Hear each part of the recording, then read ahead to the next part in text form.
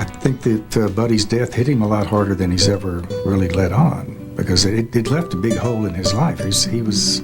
Most fans know Buddy Holly as the rock and roll icon whose life was tragically cut short at just 22. But what if everything you thought you knew about him was only half the story? For decades, rumors and whispers have surrounded his family, but now Buddy Holly's own brother is breaking his silence. The revelations are shocking, painful, and far darker than the public ever imagined. This is the side of Buddy Holly you've never been told, until now. Reportedly, February 3, 1959, remains one of the darkest and most symbolic dates in the history of popular music, forever remembered as the day the music died. In the early hours of that frigid Iowa morning, Buddy Holly, just 22 years old, lost his life in a tragic plane crash that also claimed the lives of fellow rising stars Ritchie Valens, J.P., the Big Bopper Richardson, and their young pilot, Roger Peterson. At the time, Holly was in the middle of the grueling Winter Dance Party Tour, a poorly planned series of concerts across the Midwest during one of the coldest winters on record. The musicians traveled long distances overnight on an unreliable tour bus whose heater frequently broke down, leaving performers exhausted, sick, and desperate for rest. After a show at the Surf Ballroom in Clear Lake, Iowa, Holly decided to charter a small plane so he and a few bandmates could reach the next stop in Moorhead, Minnesota, more quickly and get much-needed sleep. The aircraft, a Beechcraft Bonanza, took off shortly after midnight under treacherous conditions. Snow, freezing temperatures, and limited visibility created a deadly environment for flight. Pilot Roger Peterson, only 21 years old, was not fully trained to fly using instruments alone, a critical skill in poor weather. Moments after takeoff, the plane became disoriented and crashed into a frozen cornfield just miles from the airport. All 4 men were killed instantly. There were no survivors. The shockwaves from the crash were immediate and devastating. Buddy Holly was already a pioneer of modern rock music, known for blending youthful vulnerability with bold innovation. His songwriting, vocal style, and use of a self-contained band would later influence legends such as the Beatles, Bob Dylan, and the Rolling Stones. His sudden death cut short a career that many believe was only just beginning, leaving fans to wonder how much more he might have reshaped music had he lived.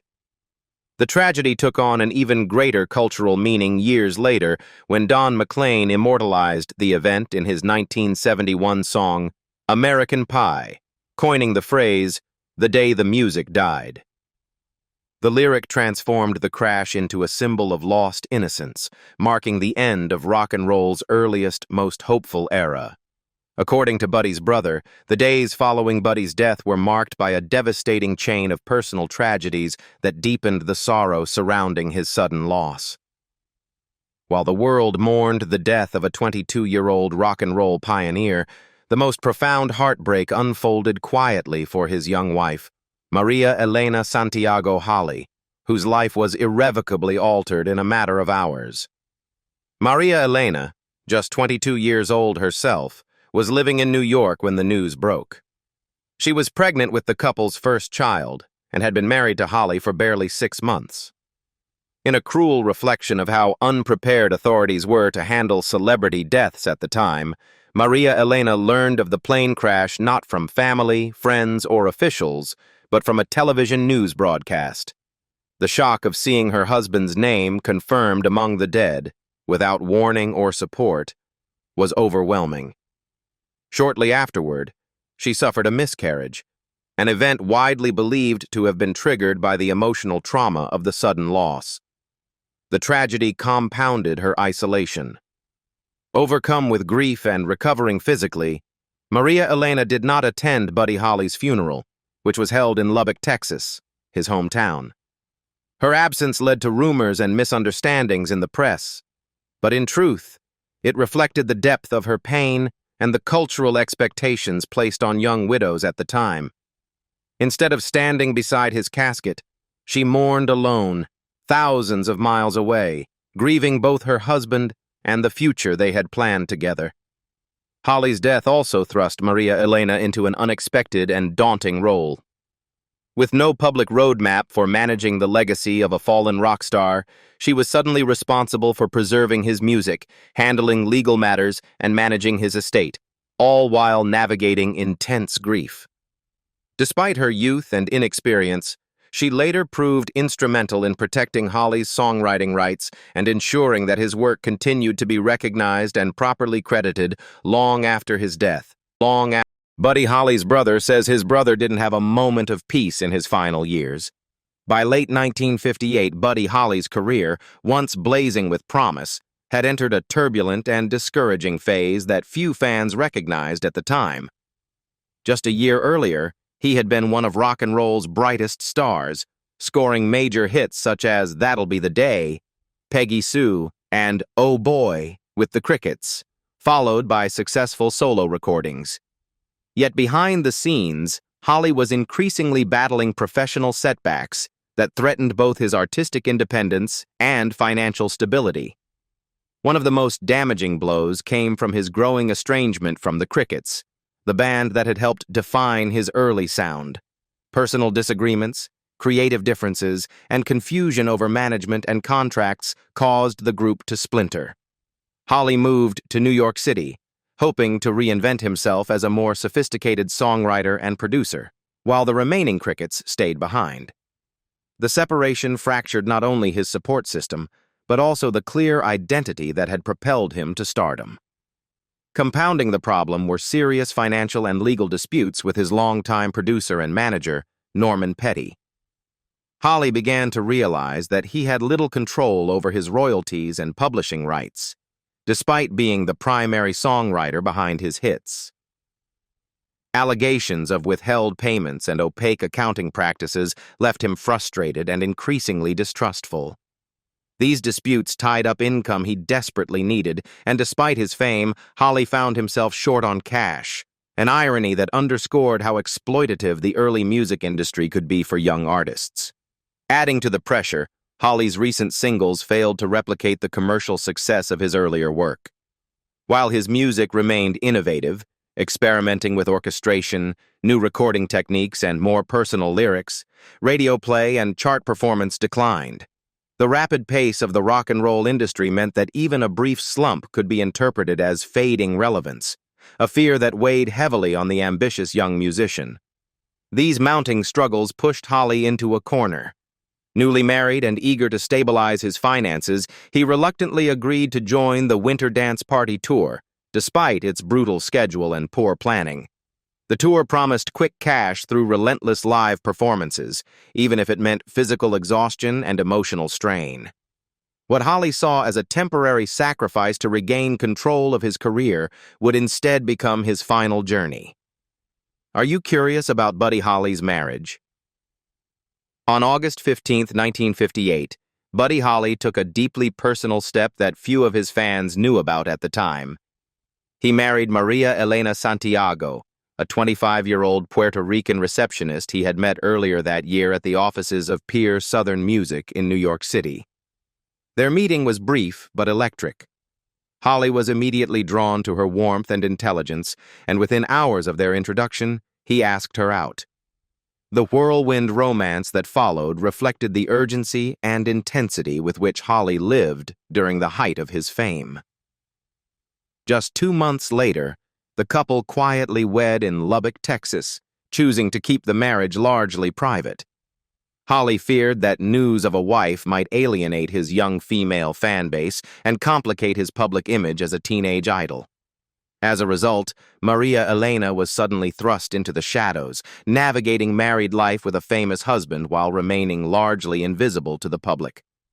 The secrecy added strain to what should have been a joyful new beginning. Despite these challenges, the marriage represented hope and stability for Holly during a turbulent period in his career.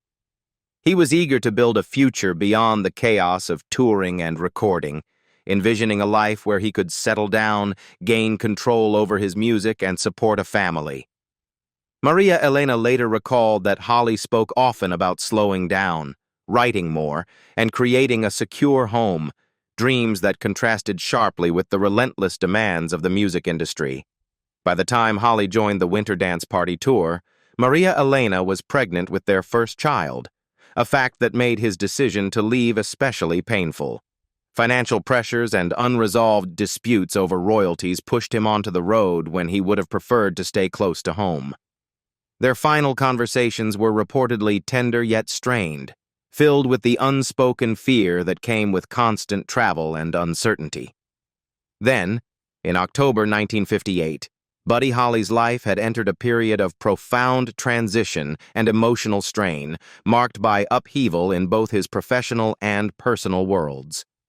The young musician, barely in his early 20s, made the pivotal decision to leave Lubbock, Texas, and relocate to New York City in hopes of reshaping his career. Buddy was the youngest of 4 children in a close-knit household led by his parents, Lawrence Odell Holly and Ella Pauline Drake Holly. His father worked a series of manual and service jobs, constantly searching for stability in an uncertain economy.